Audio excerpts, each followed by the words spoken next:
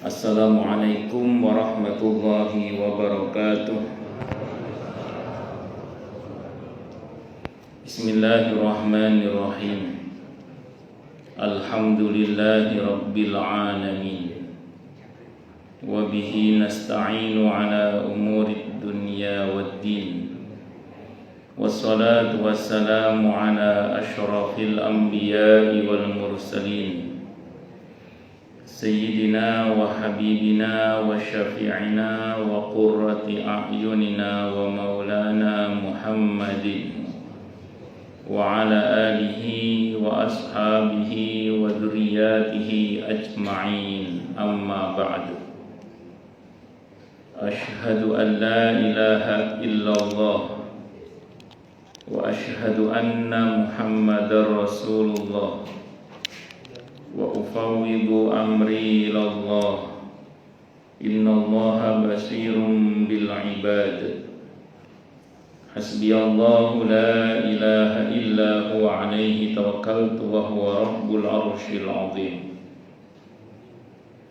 Qala Allah ta'ala fi kitabihil karim hikayatan an nabiyillahi Musa alaihi salam. Rabbi shrah li sadri wa yassir li amri wahlul 'uqdatam min lisani yafqahu qawli. Para alim, para asatid, para asatidah, para sepuh, para bini sepuh, para tokoh masyarakat, hadirin hadirat sekalian, hafizani wa hafizakumullah, wabil khusus segenap pengurus Masjid Baitur Rahman Kemang Pratama 3 dan sekitarnya, yang semoga pengurusnya dan jamaahnya selalu dalam naungan rahmat, barokah, perlindungan serta bimbingan Allah Subhanahu wa ta'ala. Amin, Allahumma amin, insyaallah. Allahumma inna nas'aluka ilman nafi'an wa rizqan thayyiban wa amalan mutaqabbala wa fatahallahu lana futuhal arifin. Allahumma inna na'udzubika min ilmin la yanfa' wa amalin la yurfa' wa qalbin la yakhsha' wa du'a'i la yusma'. Allahumma ati anfusana taqwaha wa zakkiha anta khairu man zakkaha anta waliyuha wa maulaha. Amin, Allahumma amin, insyaallah. Para bapak dan ibu sekalian, hafizani wa hafizakumullah. Tentu pertama-tama mari kita haturkan puja dan puji syukur kita kehadirat Allah Subhanahu wa ta'ala dengan berucap Alhamdulillahi Rabbil Alamin. Mudah-mudahan dengan hamdalah ini nikmat dari Allah untuk kita ditambah, karena Allah telah berjanji dalam Al-Quran di surah Ibrahim ayat 7, A'udzu billahi samii'il 'aliim minasyaitonir rajiim. Wa idh adzana rabbukum la in syakartum la azidannakum wa la in kafartum inna 'adzabi lasyadid. Jadi kalau kita bersyukur, sungguh nikmat dari Allah untuk kita ditambah. Dan kalau kita kufur, kita diingatkan oleh Allah akan siksa yang sangat pedih. Ini janji Allah, dan janji Allah dalam Al-Quran itu la raiba fihi, tidak ada keraguan di dalamnya. Di antara penjelasan la raiba fihi adalah siapapun yang mengamalkan isi Al-Quran dengan keimanan dan keyakinan, maka Allah akan tunjukkan kebenaran Al-Quran itu kepadanya hingga tiada lagi keraguan dalam hatinya. Salawat dan salam semoga tercurah limpahkan untuk junjungan kita Nabi besar Muhammad sallallahu alaihi wasallam. Semoga kita semua diakui sebagai umat beliau. Amin, Allahumma amin, insyaallah. Saya wasiatkan terutama untuk diri saya sendiri dan panjenengan semua, Anda semua, kita semua, agar kita semua terus berusaha meningkatkan ketakwaan kita kepada Allah Subhanahu wa ta'ala. Karena dengan takwa itulah kita bisa memperoleh derajat yang sangat tinggi dengan sesungguhnya di sisi Allah Subhanahu wa taala. Hal ini didasarkan kepada firman Allah Subhanahu wa taala dalam Al-Qur'an di surah Al-Hujurat ayat 13. A'udzu billahi samii'il 'aliim minasyaitonir rajim. Ya ayyuhan nasu inna khalaqnakum min dzakarin wa untha waja'alnakum syu'uban wa qabaila lita'arafu inna akramakum 'indallahi atqakum al-ayat. Wahai manusia, sesungguhnya kami telah menciptakan kalian dari seorang laki-laki dan seorang perempuan, berkembang menjadi bersuku-suku dan berbangsa-bangsa agar kalian saling mengenal.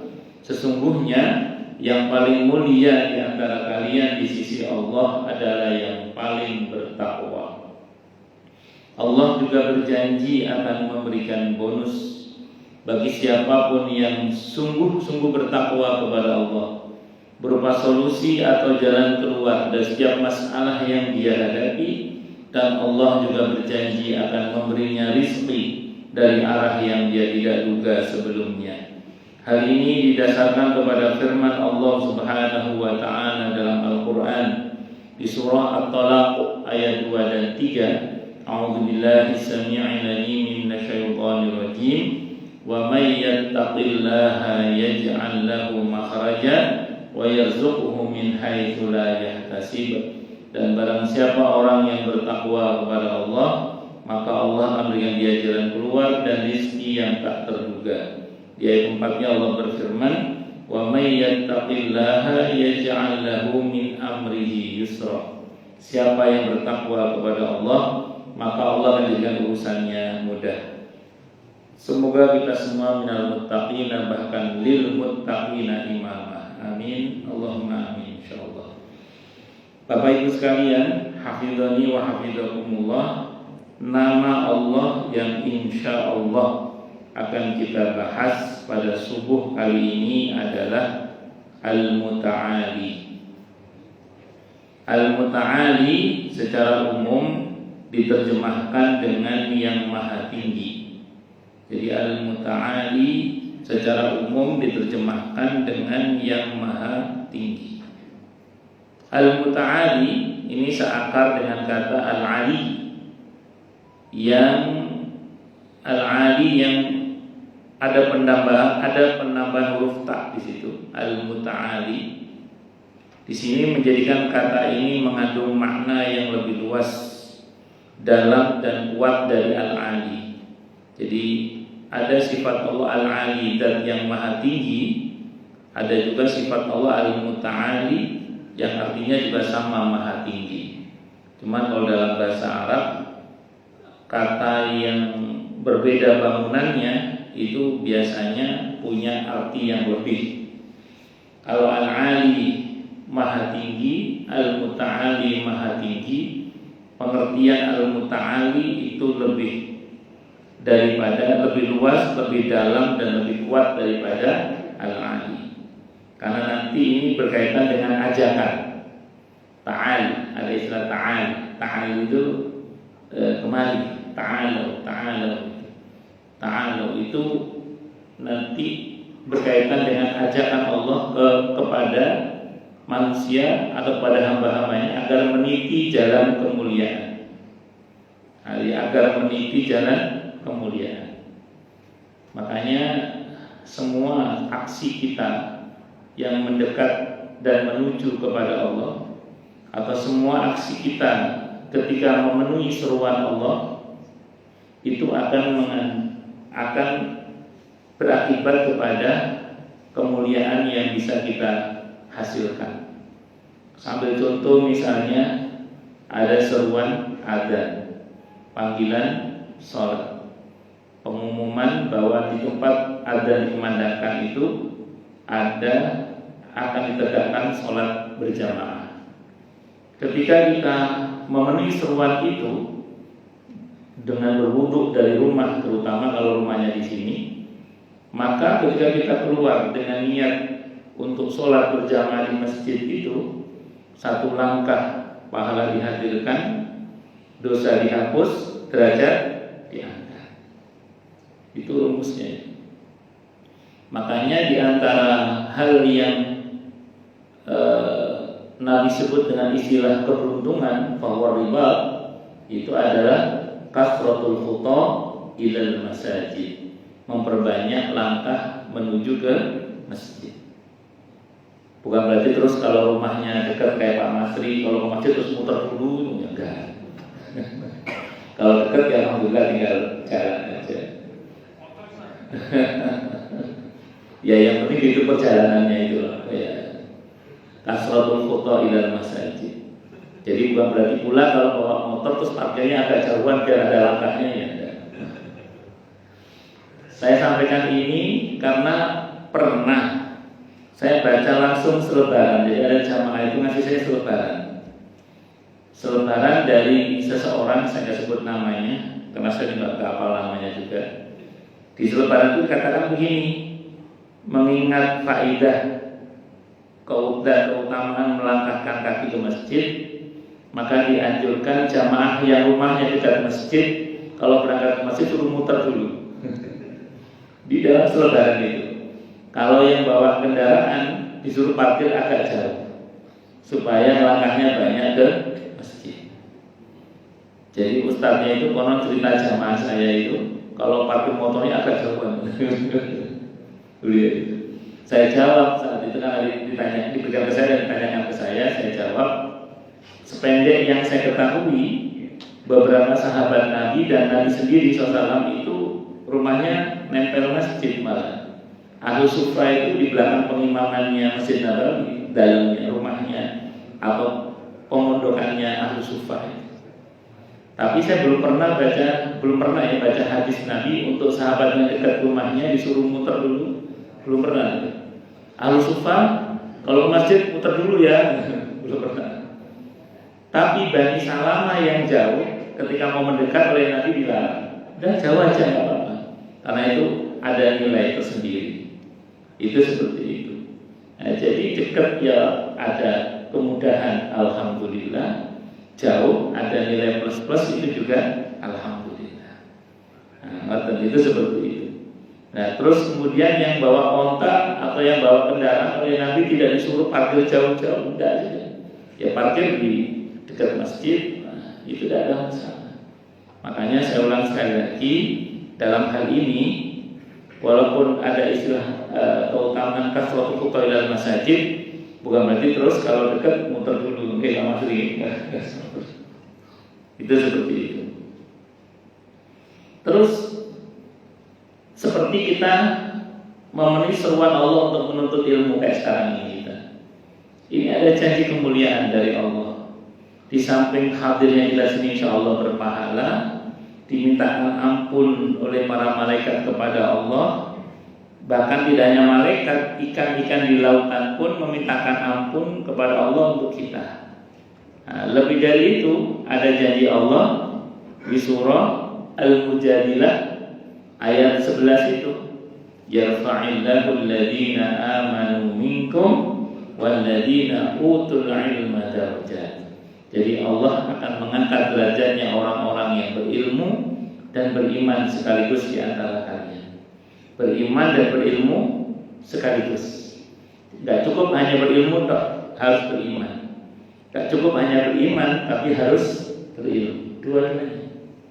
Dan sudah menjadi sunnatullah, siapapun yang beriman dan berilmu sekaligus jangan dimuliakan oleh Allah. Tidak hanya di dunia, tapi juga di akhirat. Itu dua-duanya, harus ada dua-duanya. Karena kalau iman tok nggak pakai ilmu, semangat beribadah tapi ngawur gitu. Jadi kalau hanya iman tok nggak pakai ilmu, ngerinya apa? Semangat dalam beribadah tapi ngawur. Itu ngerinya. Dan di antara bentuk ngawur misalnya ada orang ketika misalnya di bulan Ramadan kayak gini misalnya, sibuk dengan amaliyah yang disunnahkan, tapi terus melupakan yang diwajibkan misalnya. Contoh apa misalnya? buka puasa bersama itu bagus apa bagus? Bagus. Itu benar, itu nggak salah itu, karena ada hadisnya. Buka bersama itu ada hadisnya gitu. Hadisnya Sahih Abu Ya'la. Nabi bersabda, ahabbu ta'ami ilallahi kasratul aid. Makanan yang paling Allah sukai adalah makanan yang dimakan dengan tangan banyak. Maksudnya makan bareng-bareng. Jadi makan bersama itu makan yang diberkahi oleh Allah. Bahkan makanan yang dicintai oleh Allah. Baik dalam pengertian makan satu kalam bareng-bareng, atau pengertiannya prasmanan makan apa? Bareng-bareng. Pokoknya intinya buka bersama itu ada dalilnya gitu aja. Cuman menjadi masalah adalah gara-gara makan bersama, dibuka bersama itu lupa sholat maghrib. Nah, itu kan bahaya. Karena sibuk ngobrol dengan sesama teman alumni misalnya. Karena kadang teman-teman itu kan minggu pertama buka puasa bersama alumni SD. Nanti minggu kedua buka bersama alumni SMP, alumni TK, misalnya. Nah itu saking asiknya ngobrol dengan teman-teman, kadang ada di sini nggak ada sih, ada yang mungkin sampai lupa sholat. Nah itu jangan sampai. Itu dikarenakan itu namanya apa? Semangat berbuat kebaikan, tapi kemudian dia mengabaikan yang lebih wajib dalam hal ini. Kalau kata Ibnu Jauzi, istilahnya kena talbis iblis, kena tipu daya iblis. Sibuk dengan yang utama, secara bersamaan dia tinggalkan yang lebih utama. Tahajud, ngejo subuh kesiangan, nah, itu ada juga. Di sini nggak ada tempat lain.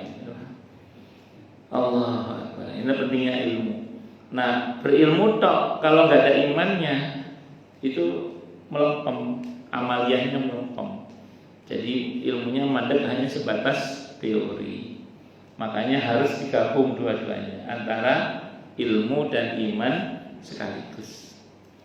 Nah, satu lagi deh, di antara hal yang Allah serukan antara lain adalah agar kita ini berbuat banyak kebaikan, baik yang hubungannya dengan Allah maupun dengan sesama. Karena di balik kebaikan-kebaikan yang Allah perintahkan itu ada janji ampunan di dalamnya, yang berarti tadi kalau dosa dihapus derajat diangkat. Surah Hud ayat 114.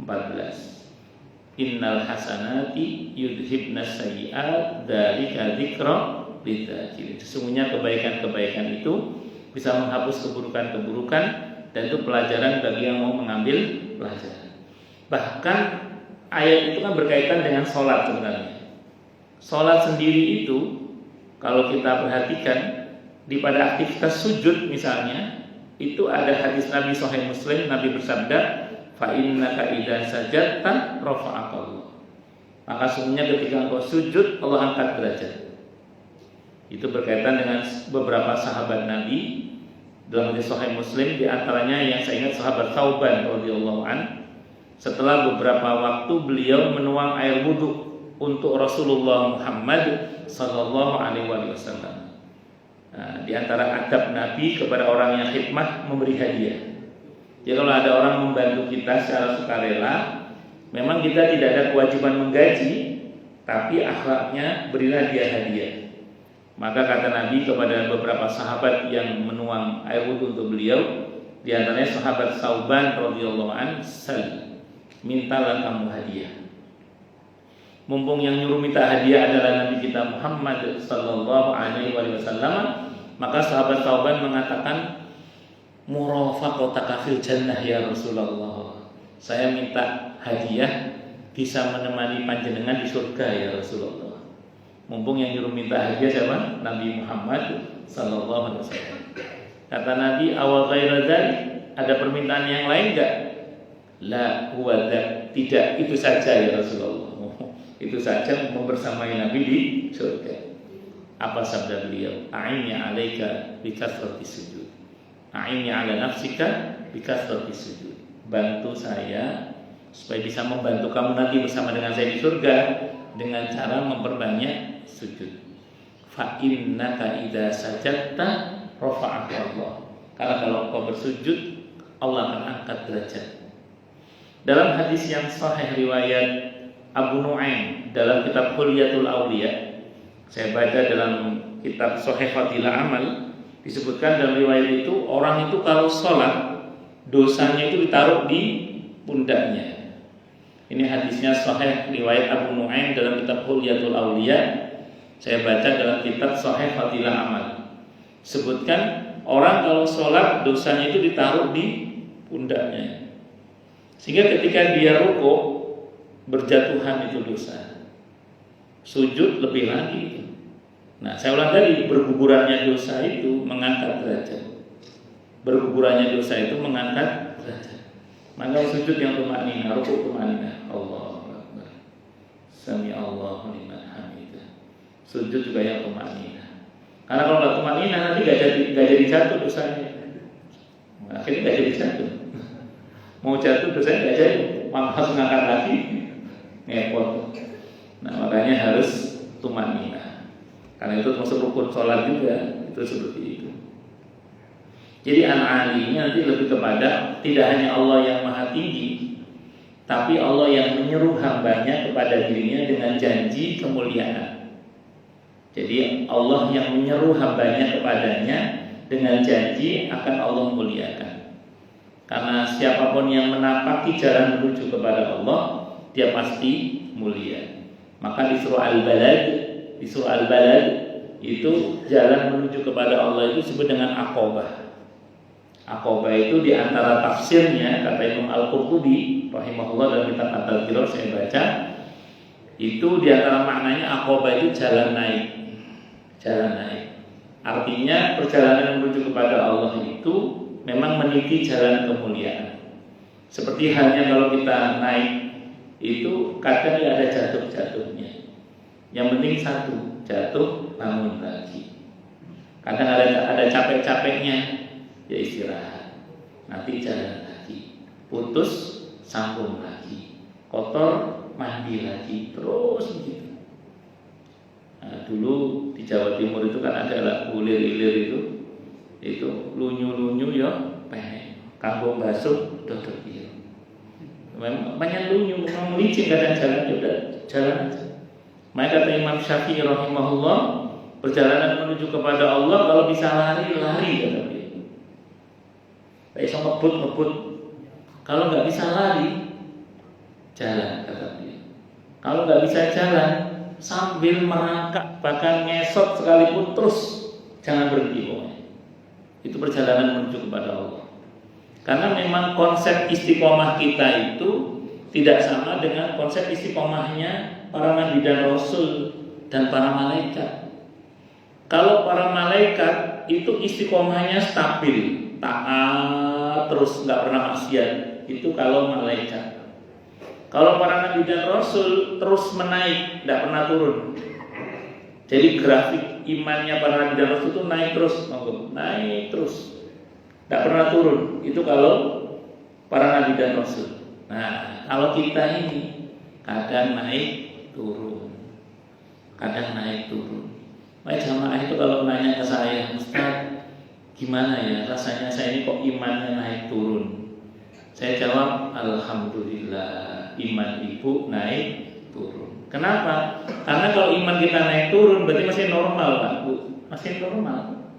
Yang nggak normal itu kalau iman kita keluar masuk. Nah, itu yang bahaya.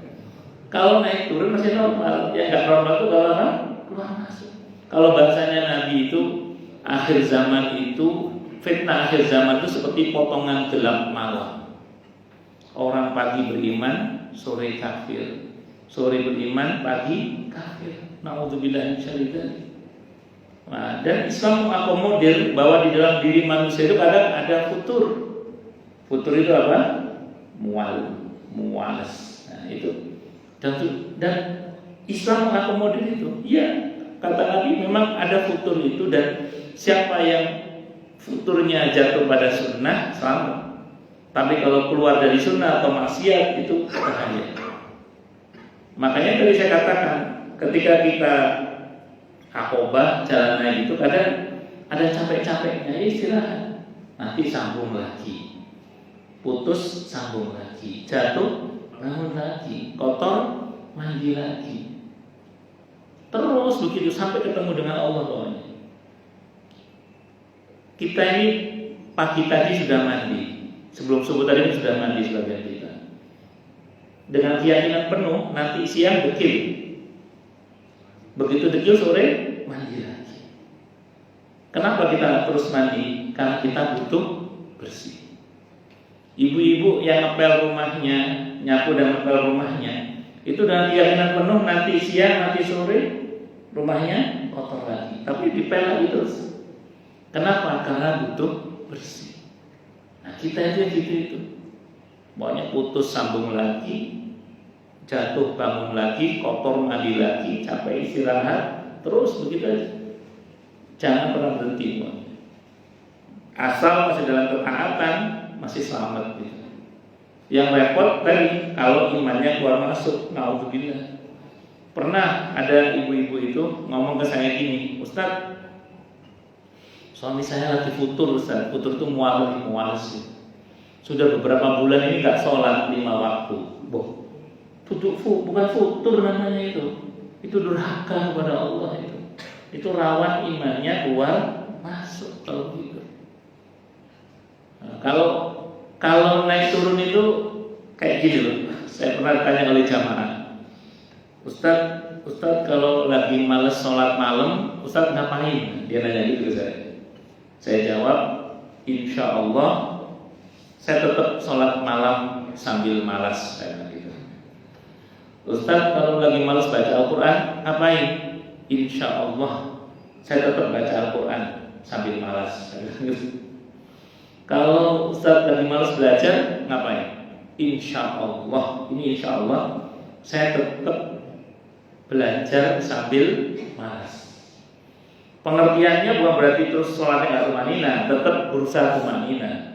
Cuman rokaat dan surahnya tidak sebanyak kalau sedang nggak malas. Al-Quran tetap dibaca, cuman kalau lagi semangat beda dengan kalau lagi malas memang. Tajwidnya tetap kita pakai, cuman tidak sebanyak kalau lagi nggak malas, gitu aja. Belajar tetap belajar insya Allah, cuman tidak sebanyak yang dibaca, nggak sebanyak ketika kita sedang tidak malas. Itu namanya Allahumma paksakeun gitu. Allahumma paksakeun gitu. Pokoknya dipaksakan gitu. Itu seperti itu. Allah Akbar. Itu bagian dari mujahadah. Bagian dari apa? Mujahadah. Nah, nanti al-muta'ali ini berkaitan dengan seruan Allah kepadanya, kepada Allah maksudnya. Allah menyuruh kita kepadanya itu dengan seruan yang supaya kita ini bermujahadah. Supaya kita ini apa? Bermujahadah. Bermujahadah bersungguh-sungguh menuju kepada Allah, dan itu dengan jaminan dari Allah langsung di surah Al-Ankabut ayat 69. Walladzina jahadu fina lanahdiyannahum subulana. Dan orang-orang yang mau bersungguh-sungguh berjuang untuk mencapai keridhaan kami, sungguh kami akan tunjuki dia, tafsirnya kami akan antarkan dia, penjelasannya begitu, ke jalan-jalan yang membuat dia sampai kepada kami dengan selamat, atau sampai pada keridhaan kami dengan selamat.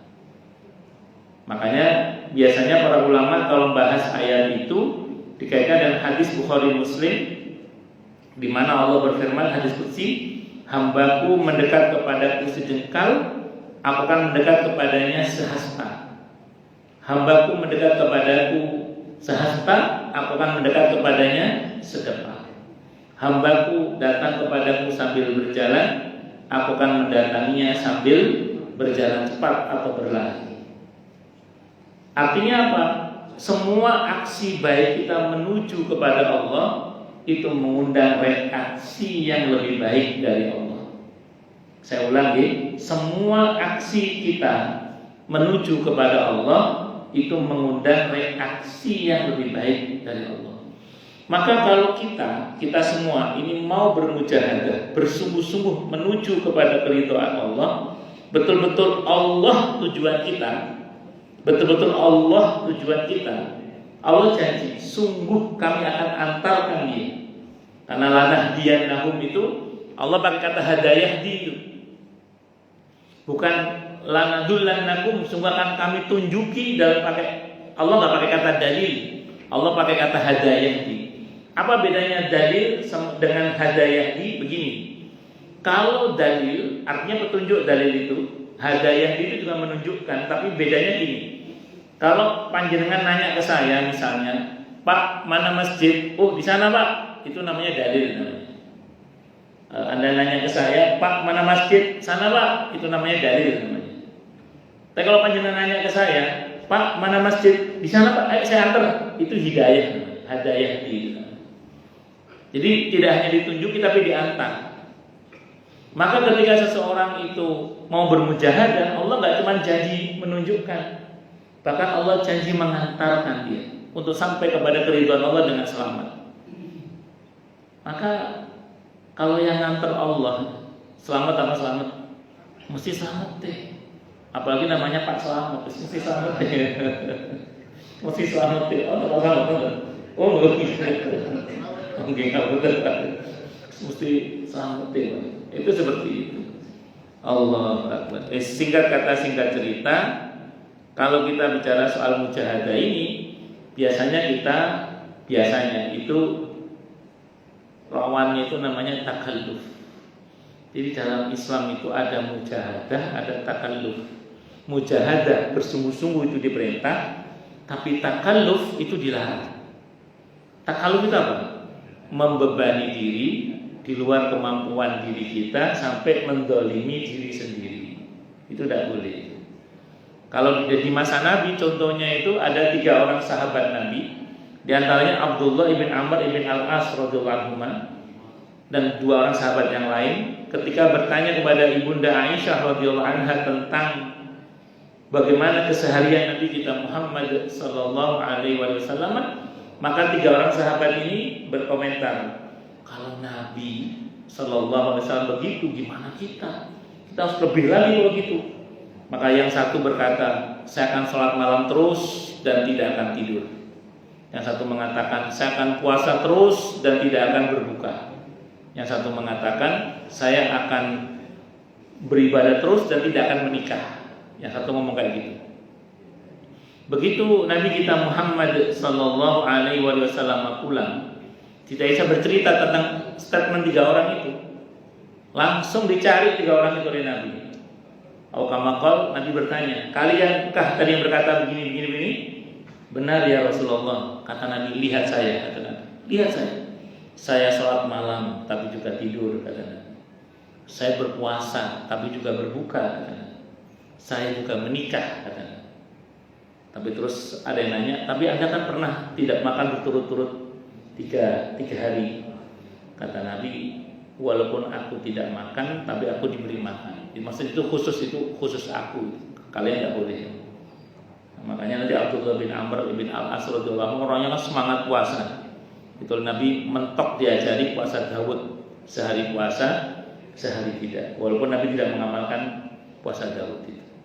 Jadi Nabi mengajari Abdullah bin Amr bin al-As radhiyallahu anhu puasa Daud, walaupun beliau sendiri tidak puasa Daud. Nah, kenapa? Karena memang itu saking semangatnya puasa itu yang namanya Abdullah ibn Amr ibn al-As radhiyallahu anhu. Itu namanya takalluf, itu namanya. Contoh takalluf di masa Nabi, ketika Nabi masuk ke masjid, di tiang masjid ada tali terikat. Kata Nabi, tali apa ini? Aukamakal dikatakan punya Zainab ya Rasulullah. Dia kalau sholat malam, kalau ngantuk diikat badannya di tiang itu. Kata Nabi, ini berlebihan, lepaskan. Lepaskan. Kalau ngantuk tidur, kata Nabi. Kalau ngantuk apa? Tidur. Sehingga dikatakan mata punya hak. Kalau ngantuk apa? Tidur. Kalau perut juga punya hak. Kalau lapar makan. Badan punya hak. Kalau capek istirahat. Nah, tapi itu takalluf. Tapi tolong bedakan dengan mujahadah. Kita tetap sebab jangan dengan dalih takalluf kita tidak bermujahadah. Maksudnya bagaimana? Kalau ngantuk tolong diklarifikasi, ini ngantuk apa ngantukan. Nah, itu aja. Jadi ini ngantuk apa? Ngantukan. Bedanya apa Ustaz? Kalau ngantuk memang objektif ngantuk, capek, kurang istirahat, kurang makan, memang capek, tidur. Nah, kalau bahasa Aisyah radhiyallahu anha, takutnya memuji malah memaki. Biasanya kalau ngantuk itu nggak kena abusi, sepati kretot bacaannya itu. Nah, itu tidur. Tapi perasaan istirahat cukup, makan cukup, kok saya ngantuk aja. Nah, itu perlu dimujahadai. Bu ngopi-ngopi, kok nyamar nih, entah nopo, pokoknya bu yo carane ben melek. Karena perlu dimujahadah. Itu namanya mujahadah, bukan takaluf yang gitu. Nah, itu nggih di antaranya. Di dalam mujahadah yang Allah serukan kepada kita itu ada janji kemuliaan. Ya dari di Al-Ankabut ayat 69. Hadisnya Bukhari, Muslim. Itu di antaranya. Mengenai Al-Muta'ali ini, Allah berfirman dalam Al-Quran di surah Ar-Ra'd, surah ke-13 ayat 9 itu, Alimul ghaibi wasyahadah al-kabirul muta'al, yang mengetahui semua yang gaib dan yang nampak, yang maha besar lagi maha tinggi. Allah Al-Muta'ali diterjemahkan dengan yang maha tinggi. Al-Muta'ali di samping menunjukkan ketinggian Allah yang maha tinggi itu, juga mengandung makna ketidakmampuan selainnya untuk mencapainya. Jadi kita ini tidak akan pernah sanggup mencapai hakikat zat Allah. Kita jangankan Allah ya, surga saja untuk saat ini kita tidak bisa mencapai hakikat zatnya surga.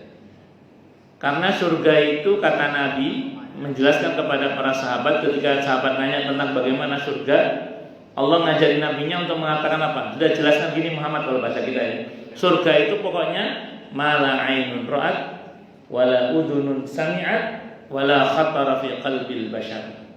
Surga itu enggak kebayang. Surga itu apa? Enggak kebayang.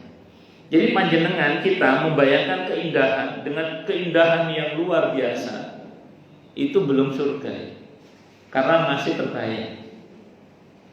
Monggo bayangkan keindahan. Banyak ulama itu yang menggambarkan bidadari itu kayak apa. Itu masih belum surga. Imam Al-Qurtubi dalam tafsirnya, tafsir Al-Qurtubi itu tipis 20.000 halaman.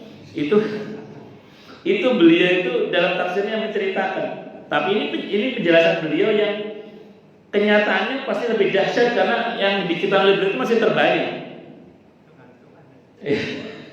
Nah, beliau itu ketika menceritakan tentang surga diceritakan ketika ahli surga masuk surga, itu pertama kali yang ditemui adalah taman-taman surga, halaman surga, belum masuk dalam surganya.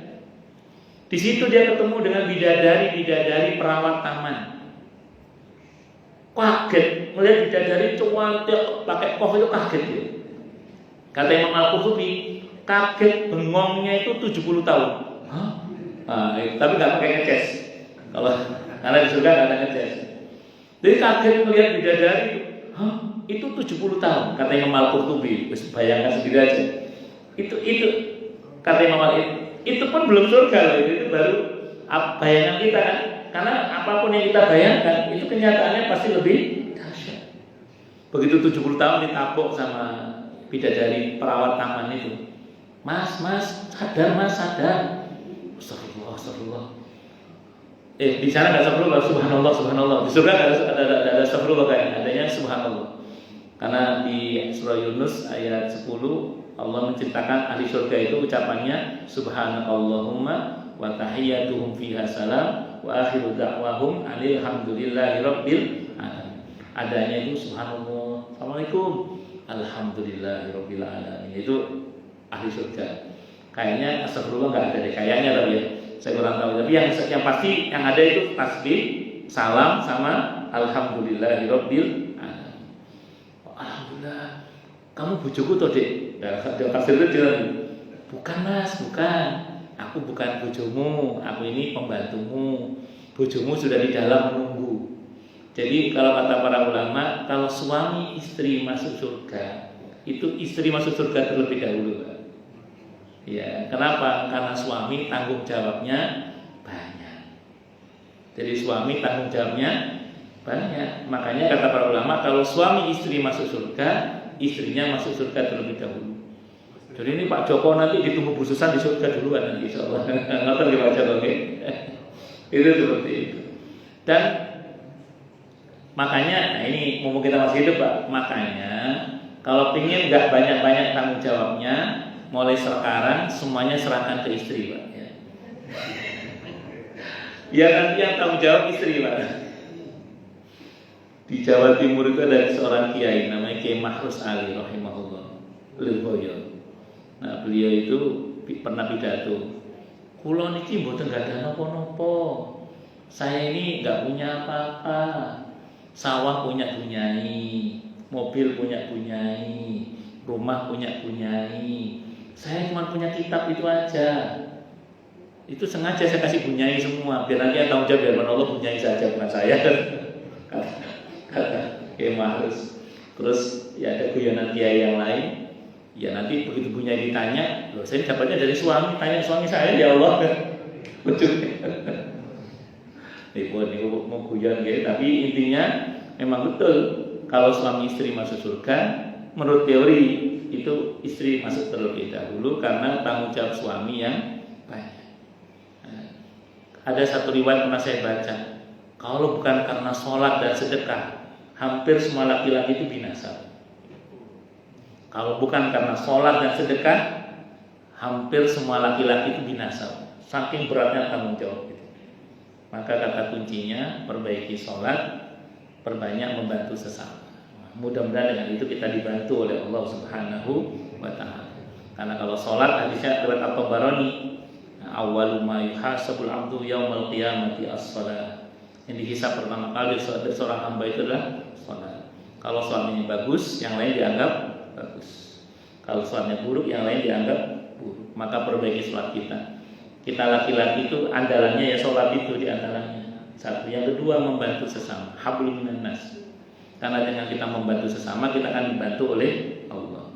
Hadisnya Sahih Muslim, wallahu fi aunil abdi ma kanal abdu fi auni akhi. Allah itu senantiasa membantu saudaranya, membantu hambanya selagi hamba itu peduli membantu saudaranya. Di Ramadan ini berarti kita dua itu. Ya kan di bulan Ramadan ada dua hal yang wajib. Yang pertama puasa Ramadan, yang kedua zakatul fitri. Itu dua itu yang wajib, khasnya Ramadan itu. Yang di luar Ramadan tidak ada.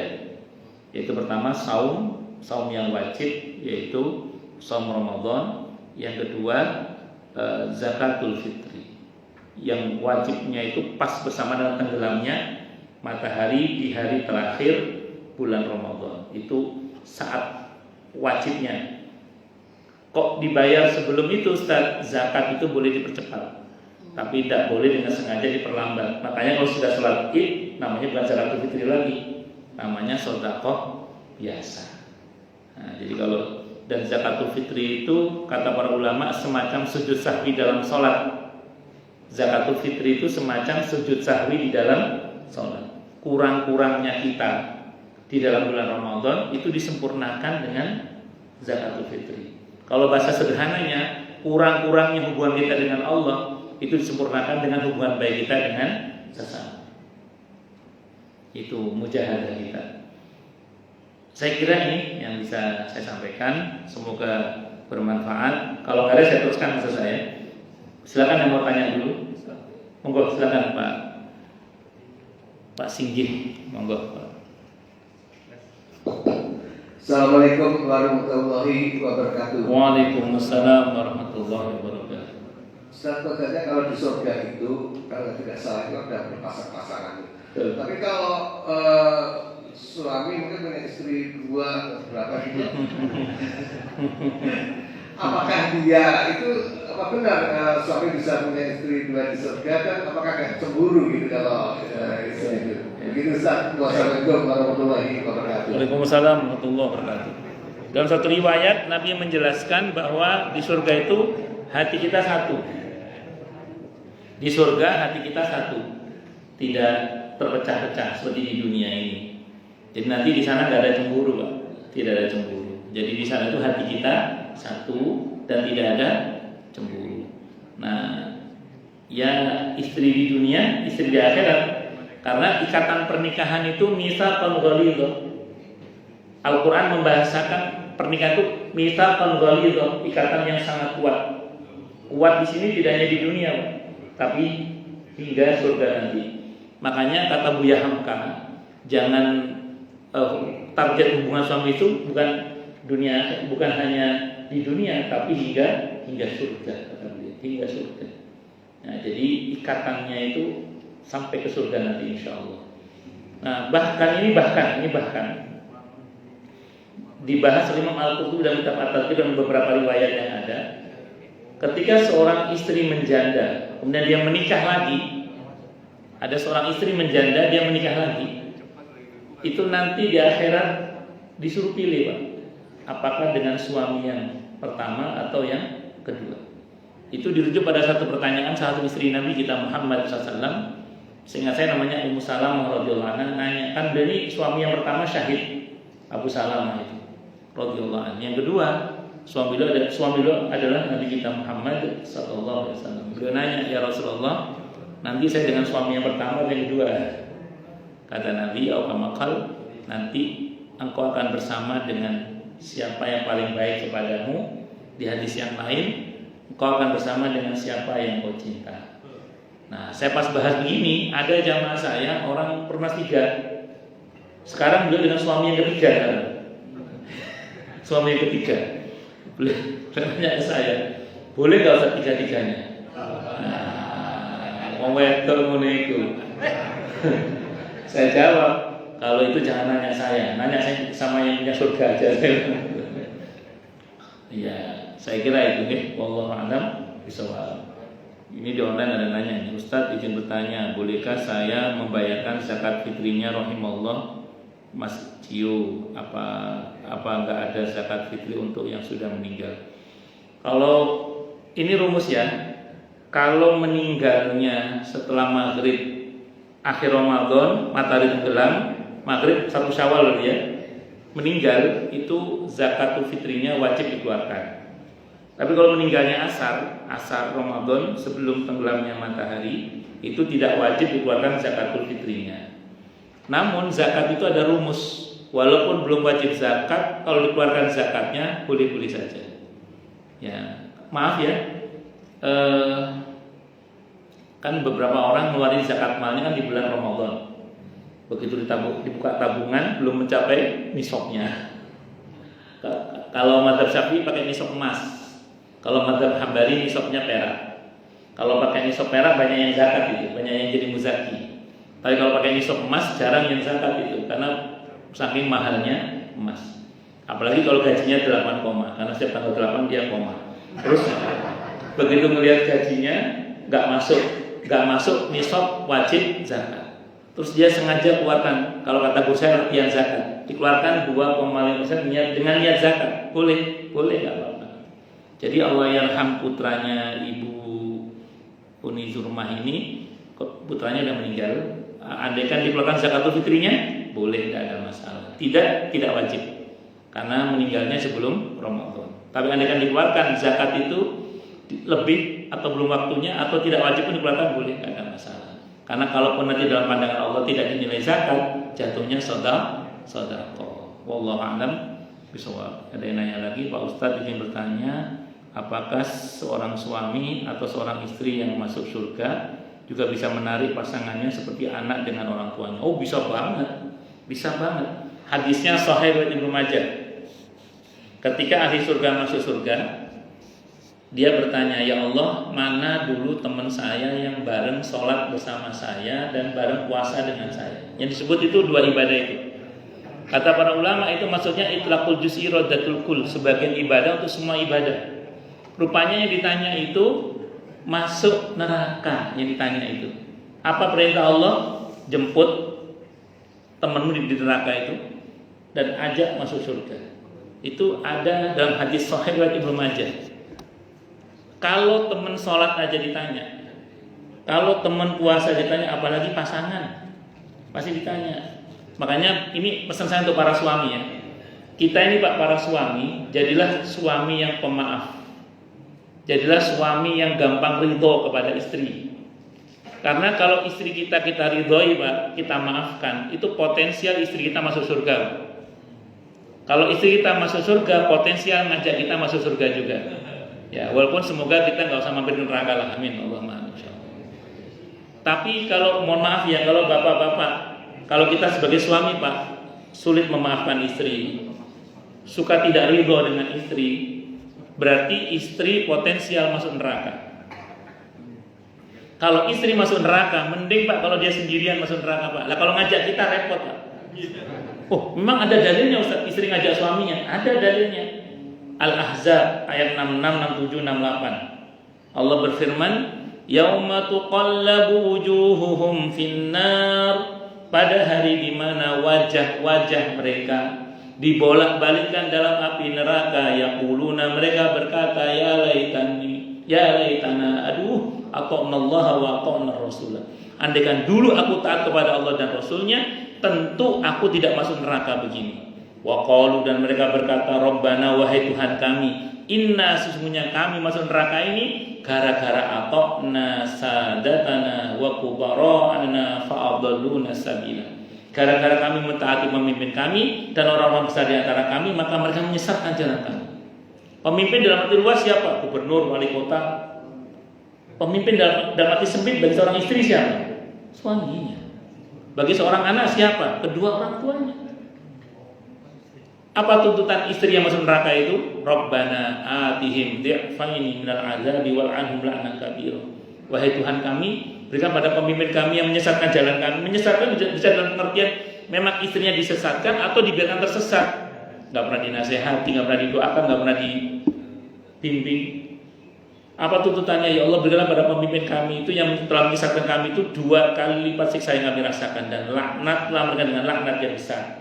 Itu yang kata para ulama, yang tadinya suami harusnya suami masuk surga nggak jadi. Gara-gara istrinya di neraka teriak-teriak, ini gara-gara dia ya Allah masuk neraka juga dia. Nah, makanya kita sebagai suami Pak banyak-banyak memaafkan istri, banyak-banyak ridho kepada istri. Jangan begini Pak sama istri, aku gak ridho loh, aku gak ridho. Nah, nanti kalau istrinya masuk neraka repot Pak. Mending kalau dia masuk neraka sendiri. Nah, repotnya kalau ngajak itu repot. Makanya jadi suami yang pemaaf, jadi suami yang gampang ridho kepada istri. Kalau istri ngomel itu Pak, dalam hati, alhamdulillah istri saya sehat, alhamdulillah. Nah, bojo ngomel, alhamdulillah istri saya sehat, gitu aja. Oh, nah, timbangannya bojo loro mending bojo sehat kan. Nah, semangat. Nggih, monggo, silakan.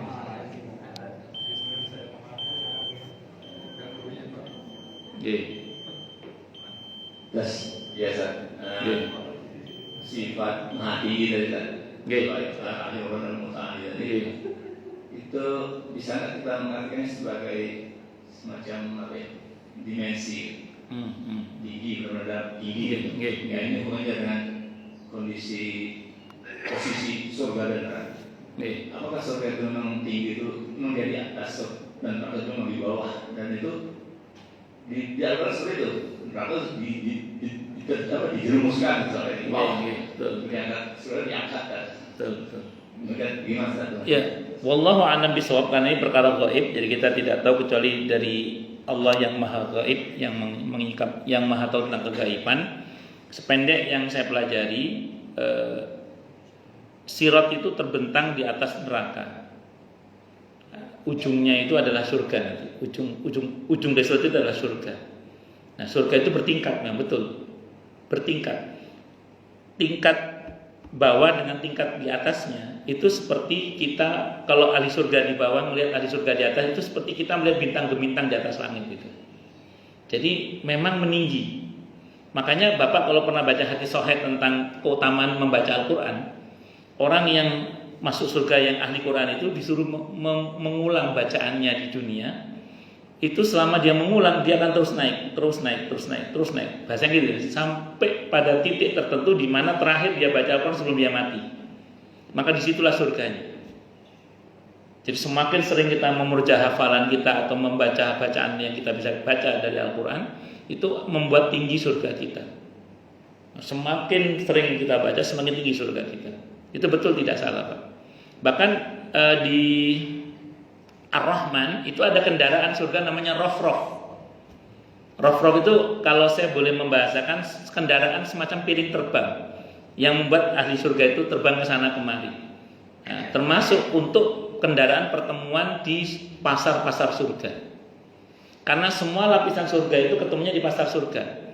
Rumusnya yang kelas ekonomi nggak bisa naik, kelas eksekutif nggak bisa. Itu rumusnya. Tapi kelas eksekutif bisa turun ke bawah.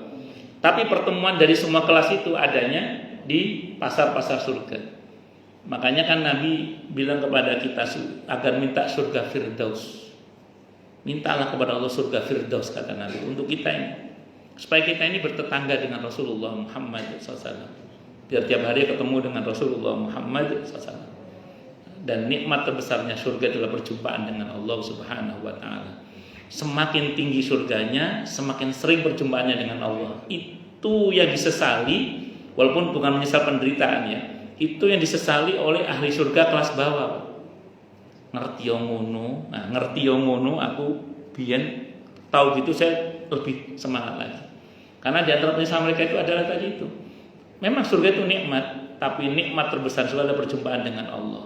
Dan semakin tinggi surganya, semakin sering perjumpaannya dengan Allah. Itu yang disesali oleh ahli surga yang kelas bawah. Tapi bukan penyesal penderitaan ya. Karena di surga tidak ada penderitaan, cuman ngerti yang ngono ya. Ngerti yang ngono. Karena kata para ulama, nanti kecuali para nabi dan rasul ya, kecuali para nabi dan rasul, semua orang yang masuk surga sekalipun itu menyesal. Yang sudah masuk surga itu menyesal tetap. Nyesalnya apa? Ngerti yang ngono. Tahu gitu saya akan lebih tahu gitu saya akan lebih lagi. Itu kata para ulama. Digambarkan itu beberapa ulama membuat gambaran begini. Panjenengan misalnya ada orang kaya raya nyuruh panjenengan, Pak, coba carikan tanah dan bangun rumah yang bagus. Biaya dari saya semua. Akhirnya bapak nyari tanah, bangun rumah yang bagus, biaya dari bos itu. Begitu selesai bapak lapor, bos, udah selesai rumahnya. Kata bos itu, ya itu buat kamu. Kira-kira bapak nyesel nggak kira-kira? Nyesel, tahu gitu saya cari tanah yang lebih lagi, bangun yang lebih. Nah, semua ibadah kita itu untuk kita. Begitu nanti insya Allah dan semoga kita di surga tanpa hisab, tanpa adab, amin Allahumma amin insya Allah. Itu semua kita pasti akan menyesal, kecuali para nabi dan rasul. Di antara penyesalan yang paling disesali itu adalah begitu tersadar, ternyata semakin tinggi surganya, semakin sering perjumpaannya dengan Allah. Maka kita diperintah oleh Allah untuk minta surga Firdaus. Semoga untuk kita surga Firdaus. Amin Allahumma amin. Gak pantas Ustaz, memang gak pantas. Tapi karena Nabi yang nyuruh, kita minta. Ngatain gitu? Wallahu a'lam bishawab. Ada lagi yang tercukup? Monggo. Assalamualaikum warahmatullahi wabarakatuh. Waalaikumsalam warahmatullahi wabarakatuh. Ini agak ringan Pak Ustaz. Tadi Pak Sigi sama Pak Ujang berat itu. Ini soal zakat Pak Ustaz. Gimana Bapak? Kita tahu bahwa yang berhak menerima zakat itu ada 8 asnafnya. Betul. Salah satunya fakir miskin. Nah saya ingin tanya Pak Ustaz ya, kalau kriterianya atau ukurannya fakir atau miskin itu Pak Ustaz. Terima kasih. Baik. Kalau fakir itu jelas. Kalau fakir itu artinya orang yang butuh, orang yang penghasilannya dan kebutuhannya itu kurang. Jadi kalau misalnya ada orang gajinya per bulan 100 juta sekalipun, tapi kalau kebutuhannya 200 juta itu fakir juga itu kan. Ya kalau misalnya dia punya penyakit tertentu yang harus diobati dengan pengobatan yang mahal, tidak kemput biayanya misalnya. Karena saya pernah tahu ada orang sakit itu tiap hari satu pilnya saja ada yang 1 juta atau berapa. Jadi walaupun dia penghasilan besar, bisa saja dia fakir, bisa jadi. Jadi fakir itu orang yang butuh, antara penghasilan dan pendapatannya itu kurang, itu fakir namanya. Nah, kalau miskin ini diskusinya. Sependek yang saya pelajari, kriteria miskin itu ada 3 Pak. Nanti silakan dipilih saja. Yang pertama, orang yang berpenghasilan, artinya dia bekerja, cuman antara kebutuhan dan penghasilannya itu pas. Jadi untuk hari ini ya pas hari ini, besok nyari lagi. Itu miskin namanya. Yang pertama. Yang kedua, miskin itu adalah orang yang berpenghasilan, dia punya pendapatan, tapi dalam setahun belum membuat dia wajib zakat. Artinya tabungannya belum mencapai nisab. Itu juga disebut sebagai miskin. Nah, kemudian yang ketiga, menurut kebiasaan orang setempat itu